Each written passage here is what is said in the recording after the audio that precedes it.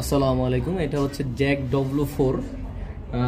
এটা অবশ্য জ্যাকের প্যাগাসাস সম্পূর্ণটা মিলে যায়। আজকে আমরা রানিং যে সমস্যাটা পাইছি সেটা হচ্ছে স্কিপ পরে এবং সুতার প্যাচ লাগে, মানে আপনি যে যখন ফেব্রিকটা ফ্ল্যাট হবে, ফ্ল্যাট হচ্ছে না। তো এর কারণ হচ্ছে এই আপনার যে লুপরের বার, এই বারটা গসতেছে সামনে পিছনে।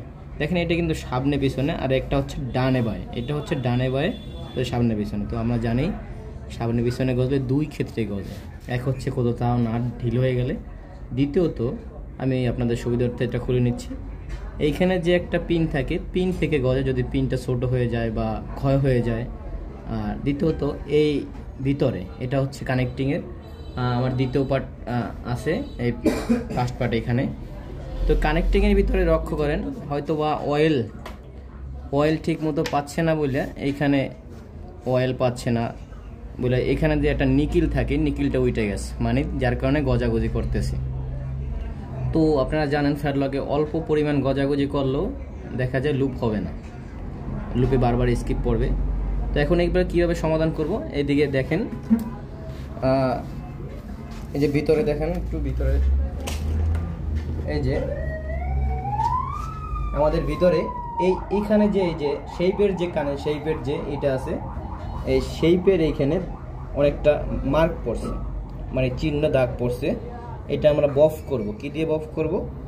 একটা ডেনিম কাপড় দিয়ে বফ করে তারপরে এটা লাগিয়ে, যদিও আপনারা এটা চেঞ্জ করতে পারেন, তো চেঞ্জ যদি না করার মতো অবস্থা থাকে সেক্ষেত্রে বফ করে, ভালো মতো বফ করে তারপরে লাগানোর চেষ্টা করবেন।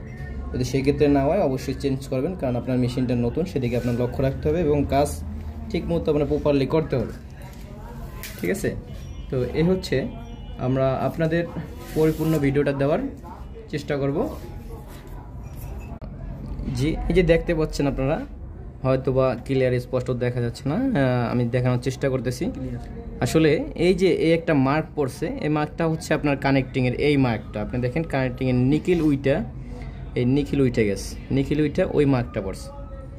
তো আমরা যদি এই অবস্থায় লাগাই তাহলে কি হবে? তাহলে মেশিনটার এই কানেক্টিংটা যতবার ভালো কানেক্টিং লাগাইলেও ওই কানেক্টিংগুলো নষ্ট হয়ে যাবে। সেক্ষেত্রে আমাদের কি করণীয় হচ্ছে, আপনি প্রথমত একটা কাপড়, ডেনিম কাপড়, যতটা ডেনিম নিতে পারেন অতটাই ভালো, যে ওই কাপড়টা দিয়ে পালিশ করতে হবে যতক্ষণ না ওই দাগ ওঠে, আর যতক্ষণ না একটা সমান একটা মানে মসৃণ একটা ভাব পান আপনি, ততক্ষণ ওইটা পালিশ করতে হবে। তারপরে আপনি এই কানেক্টিংটা লাগাবেন। লাগানোর পরে যদি দেখেন তারপরেও গজে, তো সেক্ষেত্রে আপনি কানেক্টিংটা চেঞ্জ করতে হবে, কারণ এটা হচ্ছে খুব ক্রিটিক্যাল। কারণ